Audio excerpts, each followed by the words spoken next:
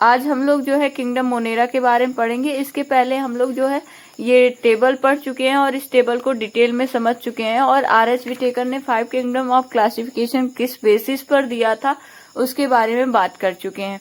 अब हम kingdom Monera के बारे में पढ़ते हैं। तो मोनेरा में कौन, जैसे हमने जो क्लासिफिकेशन पढ़ा था उसमें हमने पढ़ा था कि जो किंगडम होते हैं वो 5 किंगडम में डिवाइड किए गए हैं।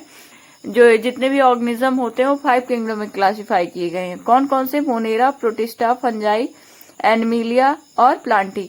मोनेरा में कौन आते हैं? प्रोकैरियोटिक, ठीक है। और प्रोटिस्टा में कौन आते हैं? Unicellular eukaryotic. तो आज हम मोनेरा के बारे में डिटेल में पढ़ते हैं, एनसीईआरटी से ही पढ़ेंगे, हम आगे नहीं जाएंगे। तो हमारा मेन पर्पज है एनसीईआरटी को एक बार रीड करना, सारे एक एक चैप्टर हम रीड करते जाएंगे, और हमें लगता है कि आप हमारे साथ रीड करने में बोर भी नहीं होंगे। चलिए शुरू करते हैं। Bacteria are the sole member of the kingdom Monera. Monera kingdom में जो मेन मेंबर कौन है? बैक्टीरिया है। बैक्टीरिया जो है, और ये सबसे ज्यादा पाए जाने वाले माइक्रो ऑर्गेनिज्म है। मोस्ट अबेंडेंट माइक्रो ऑर्गेनिज्म कौन होता है? बैक्टीरिया होता है। बैक्टीरिया हर जगह पाया जाता है, चाहे वो एयर हो, वाटर हो, जहाँ पे हम नहीं सोच सकते वहां भी पाया जाता है। हम कहते हैं ना कि बहुत ज्यादा एसिडिक मीडियम में बैक्टीरिया मर जाते हैं, लेकिन कुछ ऐसे बैक्टीरिया होते हैं ना बेटा जो कि एसिडिक, बहुत ज्यादा एसिडिक मीडियम हो वहां भी रहते हैं, बहुत ज्यादा सॉल्टी मीडियम हो वहां भी रहते हैं। तो बैक्टीरिया ऑलमोस्ट मतलब ज्यादातर हर जगह पाए जाते हैं। जो हम एक मुट्ठी हैंडफुल ऑफ सॉयल लेते हैं उसमें कम से कम 100 बैक्टीरिया होते हैं, ठीक है। They also live in extreme habitat such as hot spring. ये जो है एक्सट्रीम हैबिटाट है जहाँ पे कोई भी ऑर्गेनिज्म नहीं रह सकता, वहां पे भी बैक्टीरिया पाए जाते हैं, जैसे कि hot spring, desert, snow, deep ocean where very few others life form can survive. जहाँ पे बहुत कम लाइफ फॉर्म सर्वाइव कर सकते हैं वहां पे भी ये पाए जाते हैं। कई सारे बैक्टीरिया जो होते हैं live in or other on other organism as parasite. कई सारे बैक्टीरिया पैरासाइट्स के रूप में मतलब परजीवी के रूप में वो और दूसरे ऑर्गेनिज्म के अंदर या बाहर रहते हैं। तो बैक्टीरिया जो होते हैं उनको 4 कैटेगरीज में कैटेगराइज किया गया है। किसके हिसाब से? उनके शेप हिसाब से। अगर वो कॉकस शेप है, ठीक है, एक मिनट, अगर वो राउंडेड शेप है तो उसे कॉकस कहेंगे, एक को कॉकस कहेंगे, कई सारे को कॉकाई कहेंगे, ठीक है। अगर उसका जो शेप है वो रॉड शेप है तो उसे बैसिलस कहेंगे, एक को बैसिलस और कई सारे को बैसिलाई, ठीक। अगर उसका शेप स्पाइरल शेप है तो उसे स्पाइरिला कहते हैं, कई सारे को स्पाइरिला कहते हैं और एक को स्पाइरिलम कहेंगे। अगर शेप कॉमा शेप है तो उसे क्या कहेंगे? विब्रियो। तो बैक्टीरिया कितने 4 कैटेगरीज में कैटेगराइज की गई है, किसके हिसाब से? बेस के हिसाब से, कॉकस, बैसिलस और स्पाइरिला और विब्रियो, ठीक। दो the bacterial structure is very simple. Bacteria का जो स्ट्रक्चर होता है बहुत ही ज्यादा सिंपल होता है, लेकिन they are very complex in behaviour. लेकिन इनका जो बिहेवियर है वो बहुत ज्यादा कॉम्प्लेक्स है। इनका स्ट्रक्चर तो सिंपल है लेकिन इनके बिहेवियर को अगर आप समझेंगे तो बहुत ज्यादा कॉम्प्लेक्स है। Compare to many other organism, bacteria as a group shows the most extensive metabolic diversity. तो इनके अंदर मेटाबॉलिक डाइवर्सिटी बहुत ज्यादा पाई जाती है।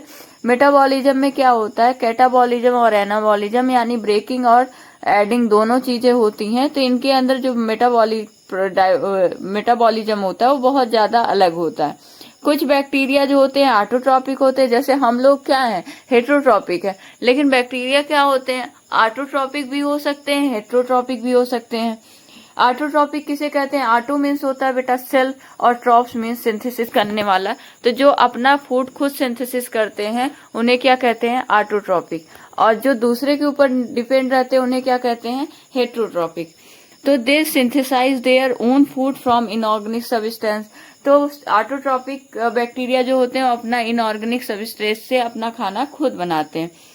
और ये ऑटोट्रॉपिक में 2 टाइप के हो सकते हैं, एक फोटोसिंथेसिस यानी सनलाइट की प्रेजेंस में अपना खाना बना सकते हैं, और एक सिंथेटिक यानी कि ये केमिकल्स की मदद से, इनऑर्गेनिक सबस्ट्रेट की मदद से अपना खाना बनाते हैं। The vast majority of bacteria are heterotroph, ज्यादातर जो बैक्टीरिया की मेजॉरिटी है वो हेट्रोट्रॉफ होती हैं। इसका मतलब ज्यादातर बैक्टीरिया जो है अपना खाना खुद नहीं बनाते, वो दूसरे के ऊपर डिपेंड रहते हैं या डेड ऑर्गेनिक मैटर पे डिपेंड रहते हैं अपने फूड के लिए। अब ये आर्की बैक्टीरिया ऐसी बैक्टीरिया जो मोस्ट हार्श हैबिटाट में भी पाई जाती है, ठीक है, जहाँ पे कुछ ही लाइफ फॉर्म सरवाइव कर सकते हैं, वहां पे आर्की बैक्टीरिया पाई जाती है। क्यों पाई जाती है? क्योंकि इसके पास बेटा एक स्पेसिफिक तरह का सेल वॉल होता है, ठीक है, उसकी वजह से ये कहीं भी मतलब पाई जाती हैं। These bacteria are special since they live in some of most harsh habitats such as extreme salty areas, halophiles, hot spring thermoacidophiles and marshy areas methanogens। तो ये जो है ये बैक्टीरिया स्पेशल हैं क्योंकि ये बहुत ज्यादा हार्श हैबिटाट्स में पाई जाती हैं। हार्श हैबिटाट कैसा हार्श हैबिटाट? जो extreme salty area, extreme salty area को क्या कहते हैं? हेलोफाइल्स, ठीक है।